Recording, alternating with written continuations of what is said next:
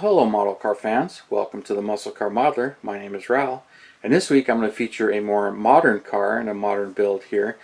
Although this one's kind of an older build here, but this is a 2009 through 2013 Corvette ZR1. The model kit is basically a 2009, I think the kit came out in 2010, but it's of the Corvette ZR1, which at the time I really admired this car. And I knew about some of the previous ZR1s. If you follow Corvette or know Corvette history, the ZR1 package has been out a few times.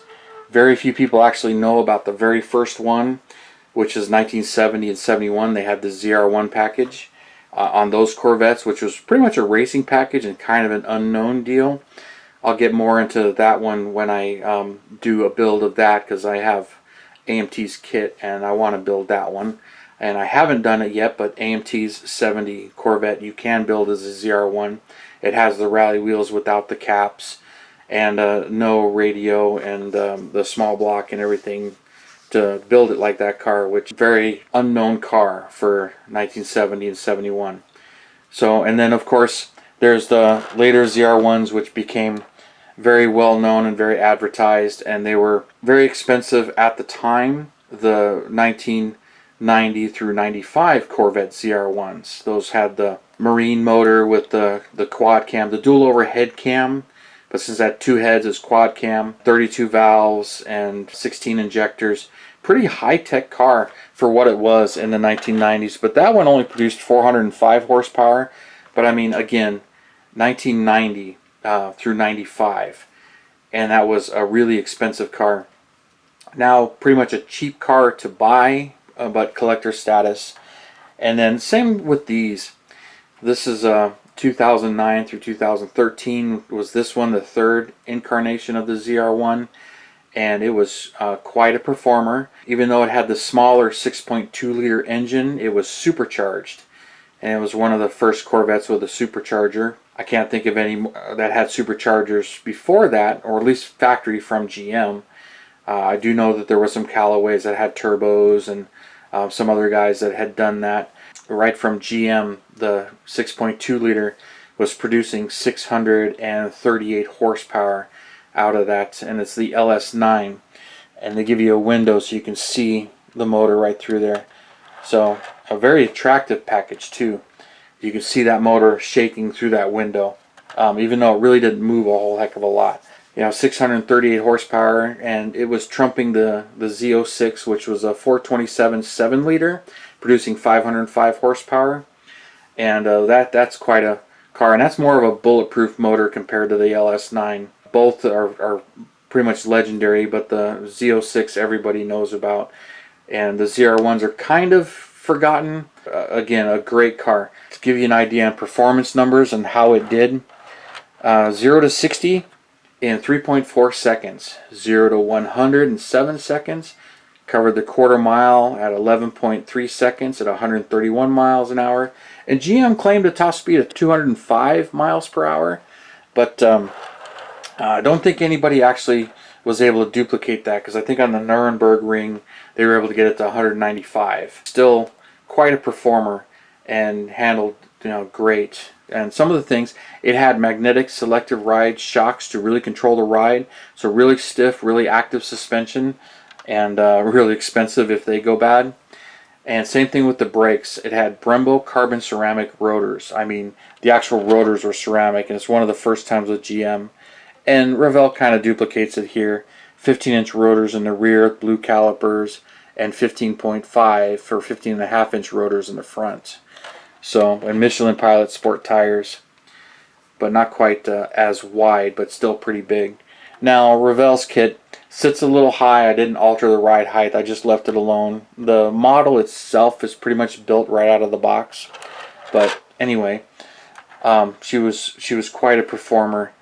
And even on a skid pad, 1.05 G's in the skid pad, this thing could just stick.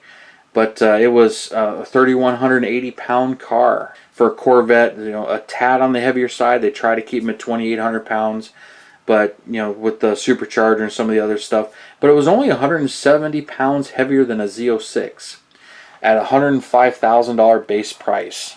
So expensive car. But GM was hoping to sell about 1,800 a year, and I think they did that. They were doing pretty good selling these things. I always like the looks. I like the hood with the window so you can see the engine, and I like the vents on the side. They look really good. And then it had some carbon fiber touches that I really liked that I copied and duplicated on this build, which made it a little bit more challenging. But this Revell kit, it's a great kit. And I haven't seen them in a while, so I'm not really sure, when the last time they released it. But it was a good kit. I picked up 3 over the years. This was the first one. And I remember buying it, and I was just really into this car at the time.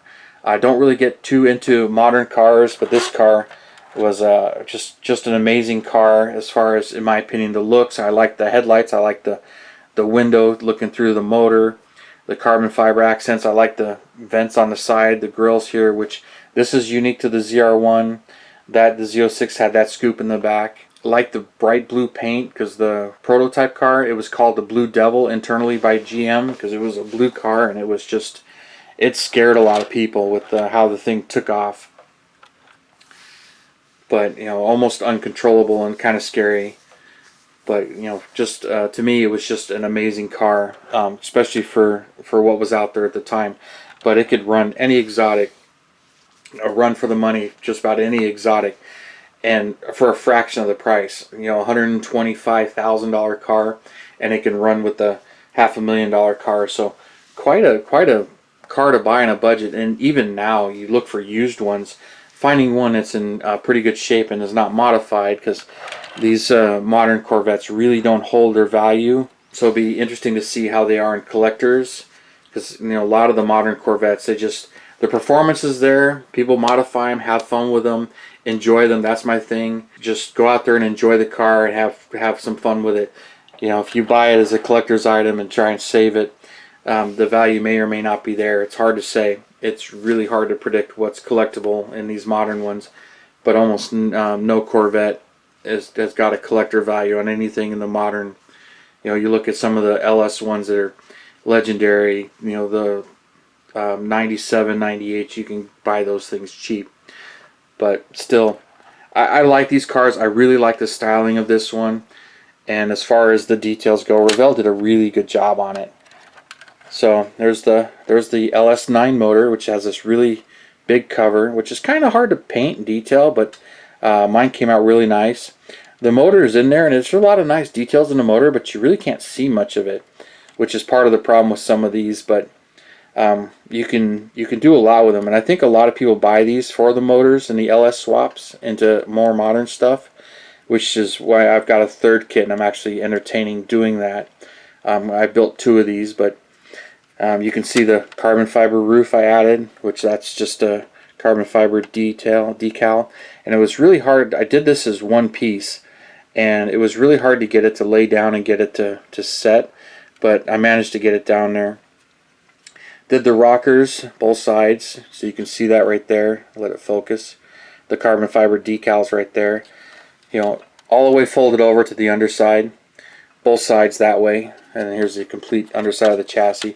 And then the entire chin spoiler, which I think came out great. It was kind of hard to do. I did it multiple pieces, but I tried to get the weave to match up, so it kind of looks like one piece. And I'm really happy with the way this one came out and built, other than maybe change the ride height just a little bit.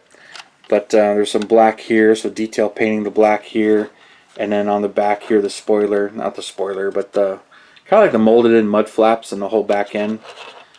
But the decals and the details, I like these decals, the ZR1 and all this stuff, and the taillights. Put foil on the back side of the taillights so they reflect really good. And then these are metal tips that Revell gives you that really make the muffler pop. And I really like that they've been doing that on some of their more modern kits. And it comes out nice. And just some of the details. Can't really see much of the interior. It's kind of hard to see it, but they give you these gray decals to show it up a little bit, and the seat inserts, and all of those laid down really nicely for me, and it was just a really good build. And this for me was actually a quick build. I remember buying this kit, and I was just so excited about the car and how I wanted to build it. I cranked it out in 2 weeks. I actually, start to finish, got the kit pre-order, arrived here, and I started it right away. So for me, it was just a Very exciting kit, a very fun kit to build, and comes out really nicely. And I built this one. I built another one, which I'll show you at another time. Had a little bit more fun with that one. That one's not exactly stock. And I have a third one in my stash, and I keep thinking about using its wheels and its engine and combining it in with the recently released 63 Nova wagon kit that has no motor. Just having a little bit of fun with something like that, because you know I like my wagons and I like my customs, but when it comes to a lot of the factory offerings and the history and trivia, I really like them too. So I've come to really appreciate these cars and what they do and the performance they have, even though with Corvette they don't really look back. They really don't get into tradition all that much, like the exposed headlights on this with the covers, even though some of them don't really age too well when you look at you know, some now that they're, you know, 10 years old or a little bit more, 10, 13 years old when you see them. But I don't see too many of these running around on the streets anymore. But just for fun, I like to look them up and see what they're selling for. Same thing with some of the Shelbys that are 10 years old. But I figured that this would be kind of a fun one to show you guys, and if you might appreciate it or whatnot. So I really appreciate all the comments and everything, and subscriptions and suggestions. And you guys, you have a wonderful weekend, and I will see you next Saturday. Bye now.